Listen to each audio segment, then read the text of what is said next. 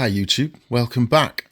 This is a video I've made of fitting the front springs onto the Jag. Mine's an XJS facelift, but I think it's the same design across all the XJSs.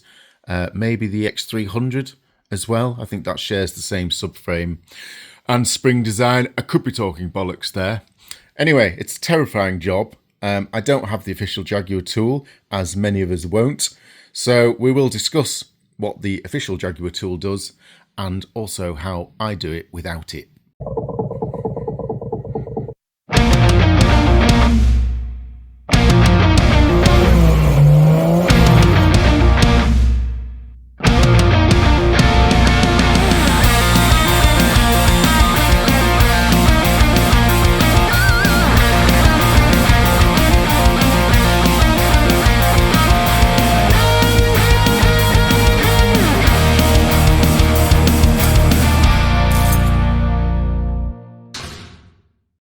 I've already done that side, did that off camera just so that I could see if I could remember how to do it. It all went pretty much as planned. I'm now going to do this side on video just so that anyone who's tackling this job, I'll discuss the various options available to you, and hopefully this will help you make the decision of how you want to do yours. So this is the spring. They're pretty huge and terrifying. I'm not entirely sure how much force that is now trying to escape with, but it's a lot, enough to take your head off, definitely enough to kill you. So you do need to take this job slightly seriously. The spring sits in the subframe. This is upside down, by the way, so you've got to imagine this is going that way. It'll make more sense at the end when I turn everything the right way up. But the spring sits up in the... is it called the spring tower? And there are various numbers of packing rings or shims that you can fit in there. Actually, I left them. My garage is a tip today. It's normally quite organised, but come here. I can't be bothered to tidy up. I just want to get this job done. Yeah, these are what the packing rings look like. Now, previously, my car had 2 of these per side. I then bought some new springs a few years ago. These aftermarket ones just sat a little bit higher. So I went down to 1 packing ring per side. And they're still sat a little bit high. So I'm actually just going to try no packing rings per side this time. It's a personal experiment. Whatever comes out of your car, you probably want to refit. Although if you get aftermarket springs, just be prepared. They may not sit exactly the same. The other reason I'm not replacing these packing springs is they both broke, or that one's just on its way to breaking. So they're for the bin anyway. There is some clever formula somewhere for how much putting one of those rings in here affects the height. I can't remember the formula. I'll try and put it on the bottom of the screen for you. You want to put your rings, I think, anyway, this is how I do it, at the top. So we're upside down, so at the bottom, but up in the subframe. The reason being that at the bottom, the spring base sits in here, and you'll see here, there's a hole to let water out. It's kind of a drainage hole.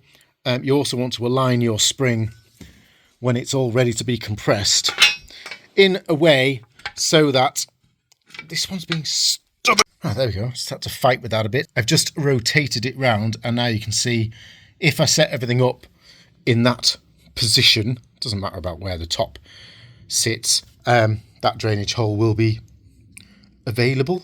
And I'm actually going to leave that spring pan there for now, because just being an arse. Oh, let's just sit down here and talk about options. So I don't know if you can tell there, but as you can see, in its straight position like this, I'm not lined up at all with where those pan bolts are going to line up, because basically that pan now has to get to here. So you can see these 2 bolt holes here need to line up here. It's the same on the other side, and then there's 2 here, and they're going to end up lining up with all this stuff. So the issue is these springs, unlike normal springs, don't just compress equally, Because normally with a sort of McPherson strut or whatever it's called, you've got your shock absorber at the middle. You just take the whole lot off, put it on the bench, put a spring compressor on, go dig with your impact wrench, loosen everything off, change the spring out, and then relax it all, and then put the whole thing back in the car. It's not so simple with these, unfortunately, because as this compresses, it kind of goes in a bowing fashion. Can't remember which way. So as we start this off, it's actually going to be like this, and you can see that means the base of the spring is not lined up at all, and then as it gets compressed, it'll sort of squish down in this kind of motion. So there is, of course, an official Jaguar tool for this, and it's kind of a kit. It consists of a big length thing.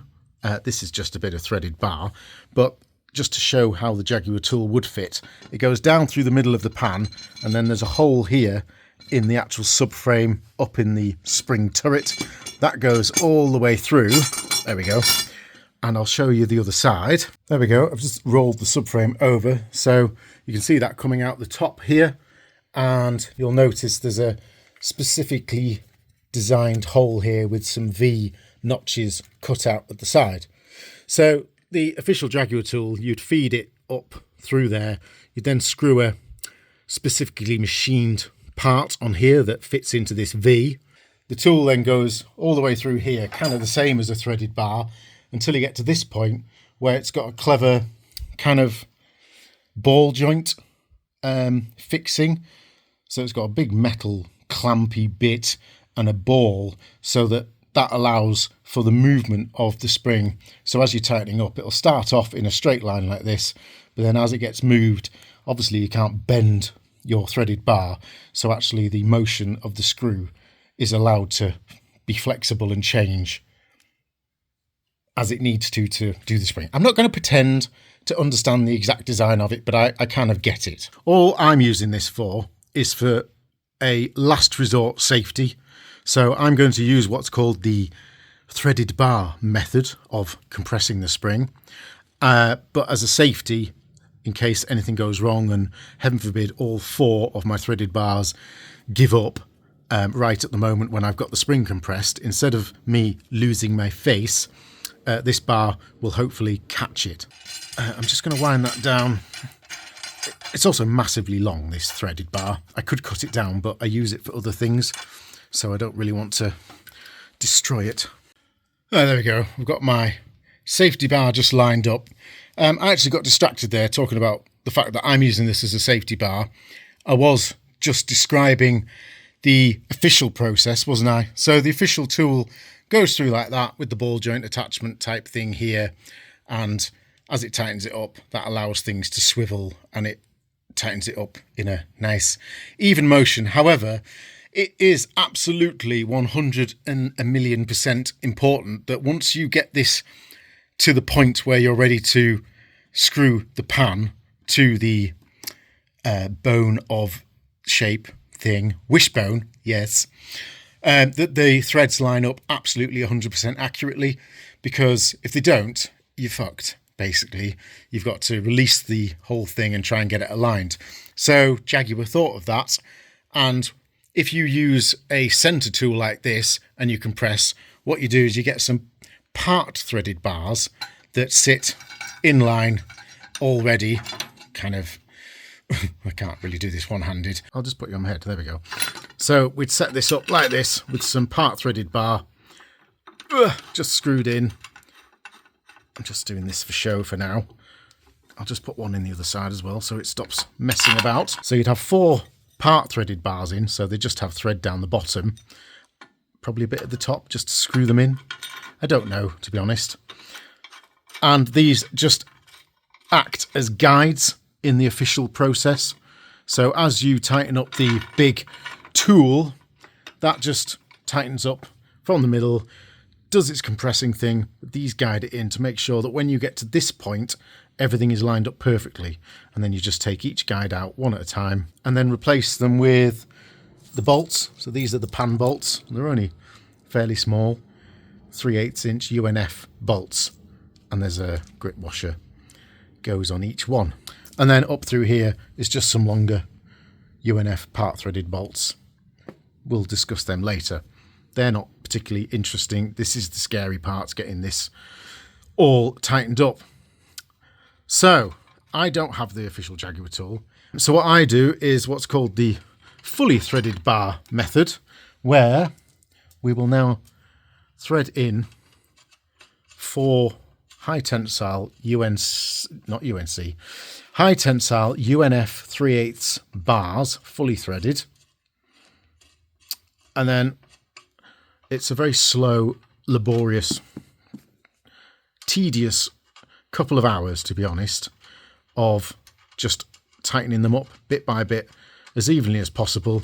Will you just? There we go.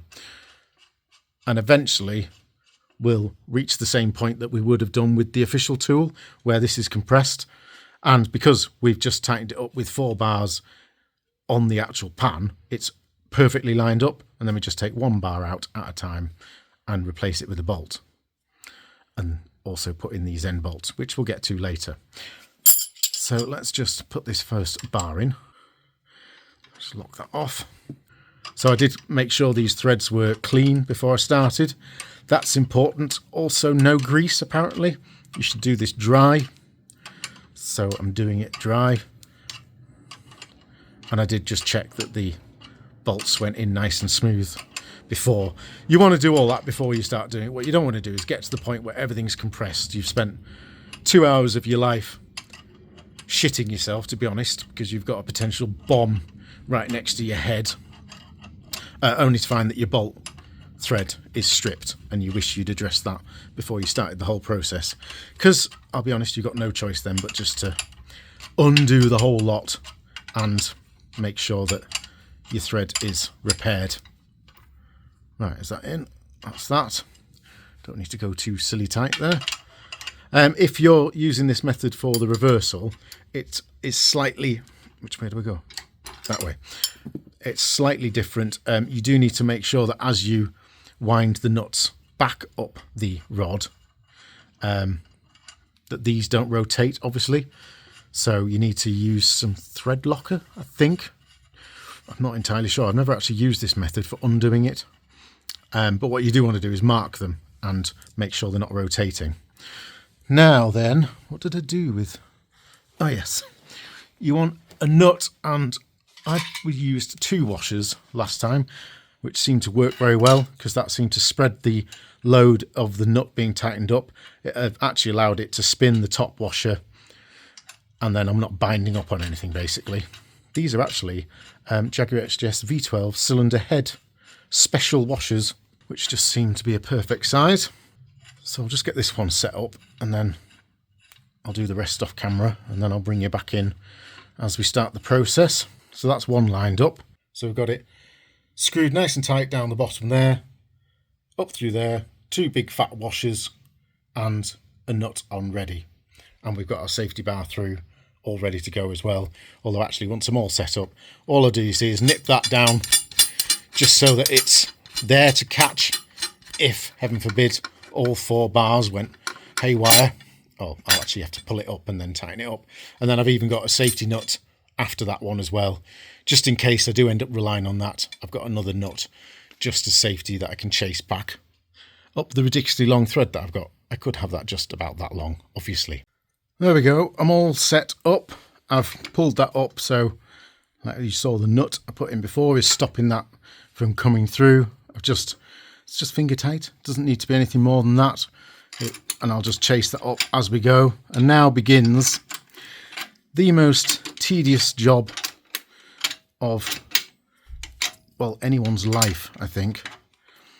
It's just a case of chasing down these threads a little bit at a time, trying to keep them even, and eventually that will end up all pressed up here, all nice and ready to accept the bolts. You could obviously speed up this process. I have seen some people use an impact wrench with a long socket on, or you can make a super long socket by cutting a 9/16 socket in half and welding it to a piece of pipe. I'll be honest, I actually, as much as I hate doing this the slow way, because it does take a good couple of hours doing this. I actually prefer to do it by hand because I can then feel if anything's going wrong, because you kind of get a sense for which one needs tightening up to keep them all even. Because if one of them starts feeling a little bit tighter, you just know that that one's probably pulled down a little bit more. So then you go do another one, and bit by bit this will work its way down evenly. I think it would be quite easy to just kind of over tighten one with an impact wrench. Probably doesn't matter.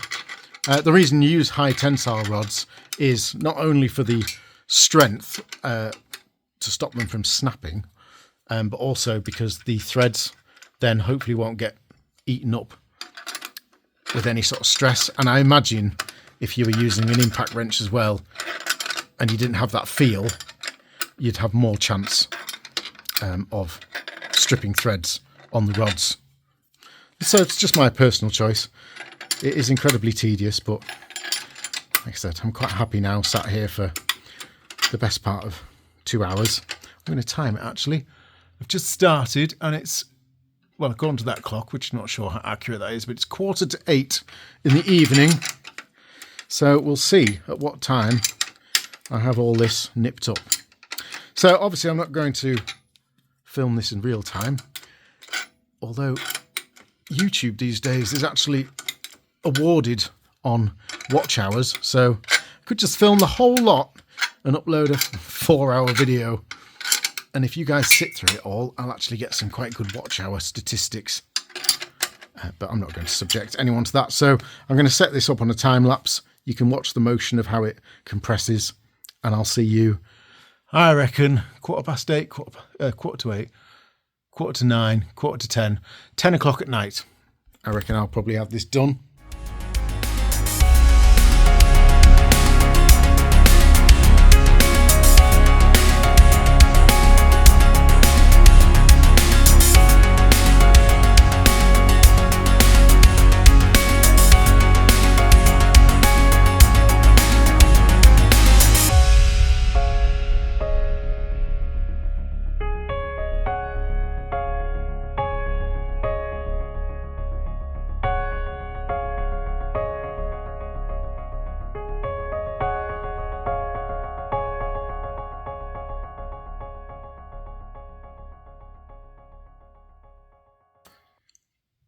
That's that part of proceedings finished. We can just check this is perfectly lined up by just dropping these bolts through the end here. And let me just have a look at that. What's that getting stuck on? Oh, just the sorry, it's just the anti-roll bracket.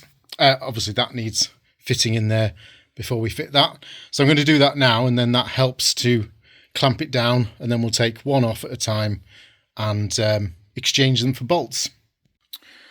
So we need to put this in. This goes, the flat edge goes towards the brakes, so it can only go, well, obviously you want it facing out towards the front as well. We're upside down, so it's a little bit confusing, but it can only go one way when you think about it. I need these long bolts and a grip washer. Now it's going to be a bit of a fight because I've got to get it through the bracket that I've just put in. Oh, I forgot the washer. Oh, typical, as it just went straight through there as well.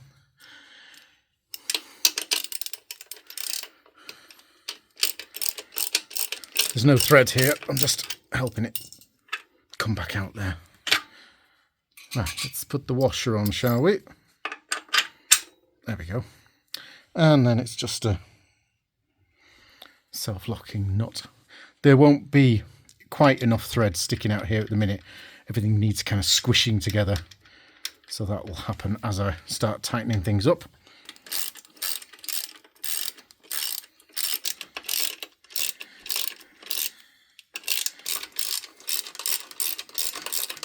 There will be a torque spec. I think the pan bolts is it's not actually as much as you'd think. I think they're about 40 Newton meters. Maybe not even that much, 37, something like that. That's that. Right. So to back these out, I'll start. I don't know if it matters. It's probably some scientific reason to start somewhere else, but I'm just going to unwind this one here. So this is the point where if you were removing the spring and you started unwinding that and the thread started moving, you're going to have to address that.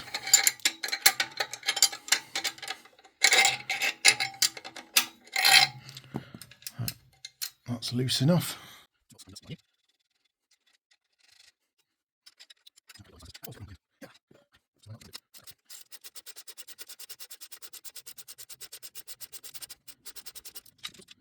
So what we want to see here is no damage, which I can't on that, so that's good. I'm just going to blow that hole out. So I've checked that's all clean down there, there's no debris or anything. And then what I'm hoping is, there we go, yeah, this bolt and washer will pretty much just thread in by hand.